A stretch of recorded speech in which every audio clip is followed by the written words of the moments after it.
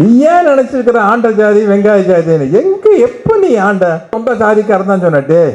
நீ எல்லாம் போய் நடிச்சு ஏன்டா சினிமா பார்க்கறீங்களடா. என்னையும் ஒரு கதாநாயகனாக்கில் மிக முக்கியமான பங்கு உள்ளவர் இளையராஜா இசைஞானி அவர்கள். அவர் என் ஜாதிக்காரர் கிடையாது. சாஸ்திரத்தில் மொத்தமாக சூத்திரன்னு சொல்லிட்டேன். இதில் என்ன மேலே பெரிய சூத்திர சின்ன சூத்திர? நல்ல செவ்வாய்க்கிழமை அன்னைக்கு எப்போ யமகண்டம்னு சொல்லுங்கள், அன்னைக்கு ஆப்ரேஷன் பண்ணிக்கிறேன். முதல் ஒரு பகுத்தறிவு சிந்தனை வந்ததே வாத்தியார் படத்தில் தான், மக்கள் தலைவர் எம்ஜிஆருடைய படத்தில் தான். நான் பள்ளிக்கூடத்தில் படிச்சுட்டு இருக்கல, ஒரு 15 வயசு இருக்குன்னு நினைக்கிறேன். ஒரு சினிமாவில் ஒரு ஹீரோயிசமாக ஒரு என்ட்ரி கொடுப்பாங்க இல்லையா. ஒரு 4 ரவுடி பசங்க ஒரு பொண்ணை பாலியல் வன்முறை பண்ணுறதுக்காக, பாலியல் பலாத்காரம் பண்ணுறதுக்காக, ரேப்பிங், நம்ம வழக்கமாக சொல்கிறப்போ ரேப்பிங் சீன் அப்படின்னு சொல்லுவோம் இல்லையா. 4 ரவுடி பசங்க ஒரு பொண்ணை துரத்துவாங்க இந்த பாலியல் வன்முறைக்காக. அப்போ வாத்தியார் அங்கேருந்து மக்கள் தலைவர் எம்ஜிஆர் ஃபைட் பண்ணி 4 ரவுடிகளை அடித்து தள்ளிட்டு அந்த பொண்ணை காப்பாற்றிடுவார். காப்பாற்றினோன்னு அந்த பொண்ணு எம்ஜிஆர்கிட்ட சொல்லுவாங்க, அண்ணா சரியான நேரமாக பார்த்து ஆண்டவன் உங்களை அனுப்பிச்சி வச்சாருண்ணா அப்படின்னு. அதுக்கு இவர் சொல்லுவார், என்னை அனுப்புனது ஆண்டவன்னா, இதுக்கு முன்னாடி 4 ரவுடி பசங்க வந்தாங்களே அவங்கள அனுப்புனது. அருமையான வசனம்.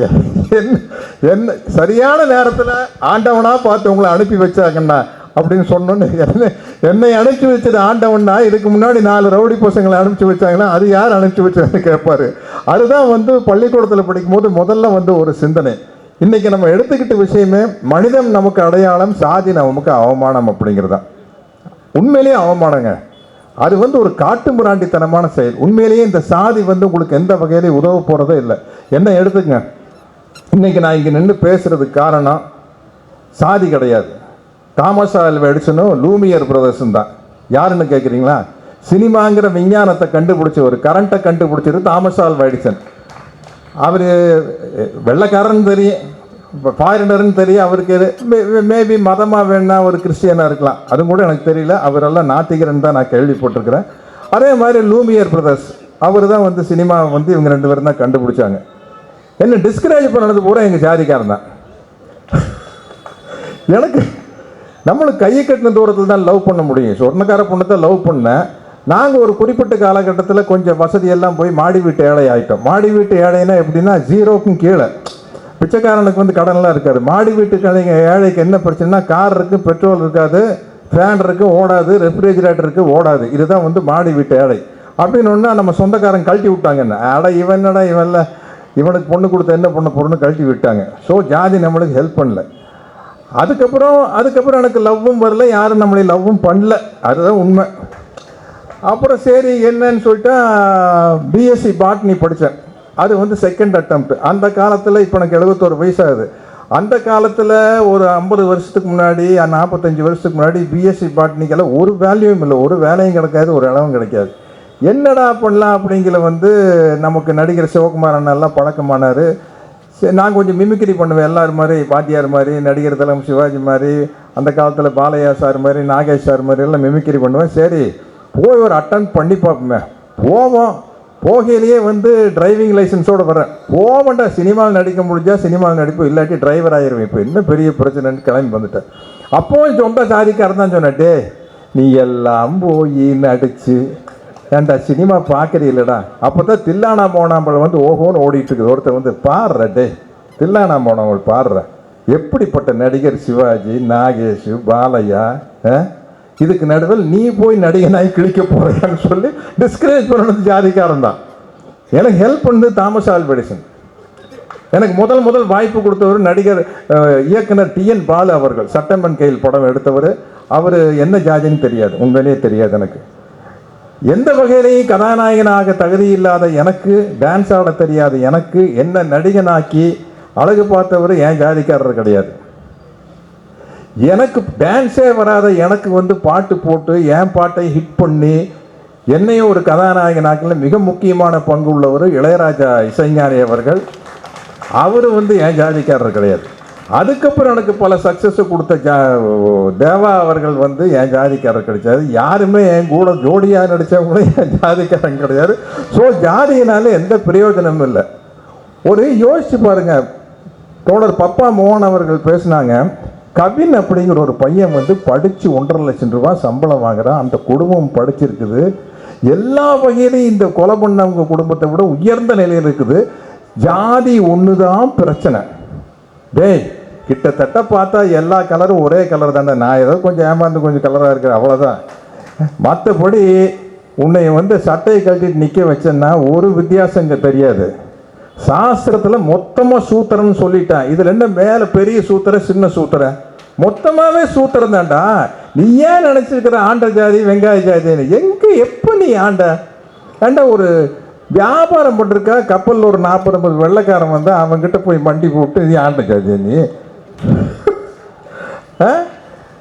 அதனால் வந்து இது வந்து எல்லா வகையிலையும் வந்து இந்த ஜாதிங்கிறது வந்து ஒரு பெரிய அது ஒரு மூளை செலவை செய்யப்பட்ட அது ஒரு நோய். உண்மையிலேயே அதுதான். அதுலேருந்து வெளியே வந்தால் தான் நிம்மதியாக இருக்க முடியும். இதில் இந்த காதல் அப்படிங்கிறது ஒரு ஆணும் பெண்ணும் ஒன்று சேர்வது இல்லையா? அது வந்து ஒரு மனம் சார்ந்த விஷயம், உடல் சார்ந்த விஷயம். இன்னைக்கு உலக அளவில் லெஸ் ஏற்றுக்கிட்டாங்க,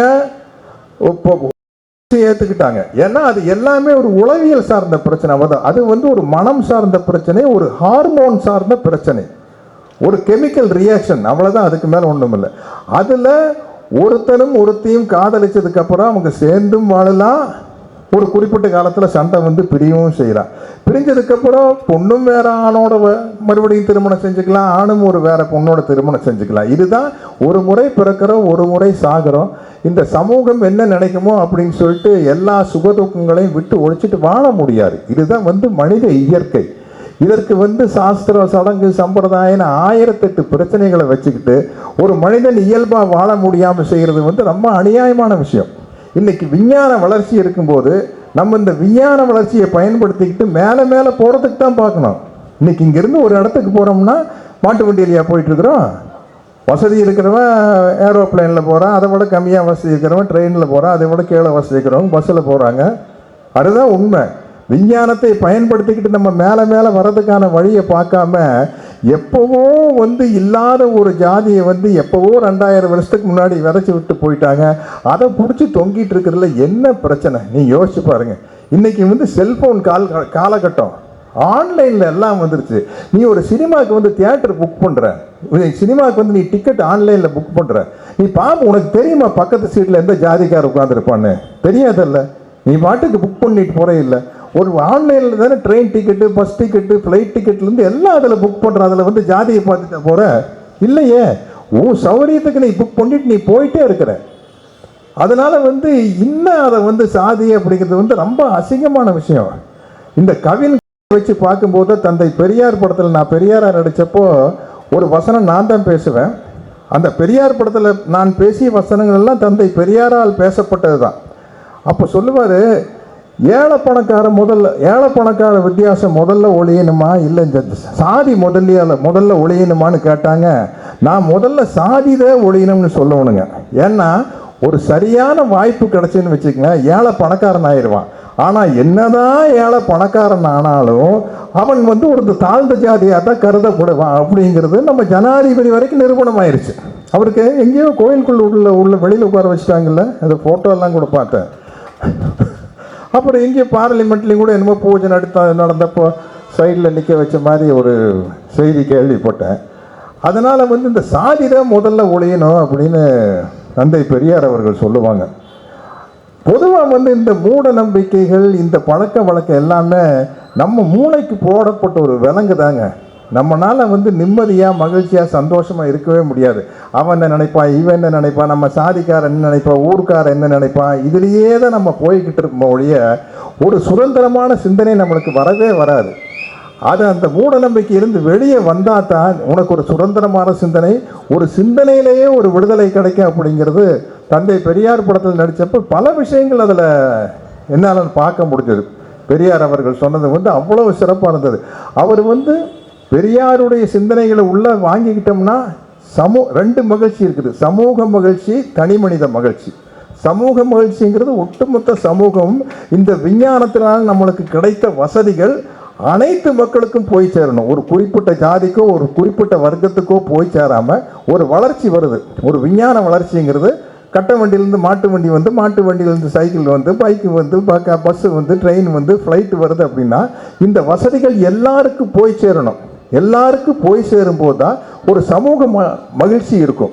இப்போ இந்த தெருவில் இருக்கிறான்னா இது ஒரு சமூகம். இந்த சமூகத்தில் இருக்கிற எல்லாரும் மகிழ்ச்சியாக இருக்கிறது ரொம்ப முக்கியம். அதனால்தான் தந்தை பெரியாரை வந்து சமூக விஞ்ஞானி அப்படின்னு சொல்கிறாங்க. தனிப்பட்ட முறையில் ஒரு தனி மனிதன் மகிழ்ச்சியாக இருக்கணும்னால அதுக்கும் கூட பெரியாருடைய சிந்தனைகள் தாங்க முதல் காரணமாக இருக்கும். ஏன்னா இந்த எந்த விதமான மூட நம்பிக்கையும் இல்லாமல் இருந்தால் தான் நாம் மகிழ்ச்சியாக இருக்க முடியும். உங்களுக்கு ஒரு மூட நம்பிக்கையில் ஒன்று இந்த நியூமராலஜி விஷயம். இப்போ நான் ஒரு நடிகன், நான் வெளியூருக்கு ஷூட்டிங் போகிறேன். இப்போ வந்து மூட நம்பிக்கை உள்ள நடிகனாக இருந்தேன்னா முதல்ல என்ன கேட்பேன் தெரியுமா? எப்போ எத்தனை நம்பர் ரூம் போட்டிருக்கீங்கப்பா அப்படின்பா. கூட்டுத்தொகை என்ன வருது அப்படின்பா. கூட்டுத்தொகையை பார்த்து பயந்துக்கு 8ஆம் நம்பர் ரூம்பா, ஐயோ வேண்டாம். 13ஆம் நம்பர் ரூம்பா, ஐயோ வேண்டாம்.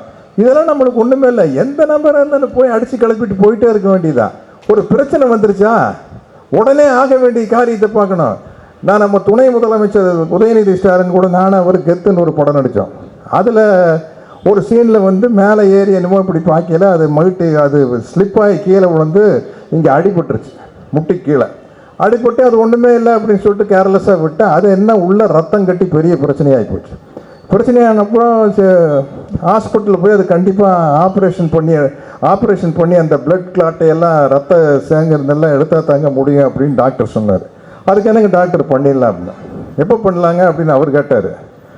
நாளைக்கே பண்ணிடலாம் டாக்டர், எனக்கு ஷூட்டிங் போனோம்னா. இல்லை உங்களுக்கு ஏதாச்சும் நேரங்காலம் பார்க்கணுமா அப்படின்னா. இல்லை கண்டிப்பாக நான் நேரங்காலமெல்லாம் பார்ப்பேன் டாக்டர். நல்ல செவ்வாய்க்கிழமை அன்னைக்கு எப்போ யமகண்டம்னு சொல்லுங்கள், அன்னைக்கு ஆப்ரேஷன் பண்ணிக்கிறேன். நீங்கள் எங்கே சும்மா ஏதாச்சும் ரகலையாக பண்ணிட்டு. இல்லை டாக்டர் நான் பேசுகிறதுக்கு எனக்கு மேட்ரு வேணுமில்ல. இப்போ படித்தவங்க தோழர் பப்பா மோகன் அவர்கள் பேசுகிறார் அப்படின்னா அவர் வக்கீலுக்கு படித்தவர், அவர் பல விஷயங்கள் சொல்லுவார். நான் என்னோடய சொந்த அனுபவத்தை தானே சொல்ல முடியும். இப்படி ஜாதிக்காரனால எந்த பிரயோஜனம் இல்லைங்க, என்னை தாமஸ் ஆல்வா எடிசன் தாங்க நடிகன் ஆக்கினார், எனக்கு வந்து இப்படி இப்போ இதை தான் நான் சொல்ல முடியும். எனக்கு ஆப்ரேஷன் வந்து நல்ல செவ்வாய்க்கிழமை கரெக்டான ராகுகாலம் யமகண்டம் எப்போ இருக்குதோ அப்போ தாங்க பண்ணுவேன்னு பிடிவாதம் முடிச்சு, சரி உங்கள் பிரச்சனை வாங்க, அவரும் டயர்ட் ஆகிட்டார், உங்கள் பிரச்சனை வாங்க பண்ணிக்கலான்னு சொல்லி பண்ணி கிட்டத்தட்ட 10 வருஷமாச்சு. சூப்பராக இருக்குது, ஒரு பிரச்சனையும் கிடையாது.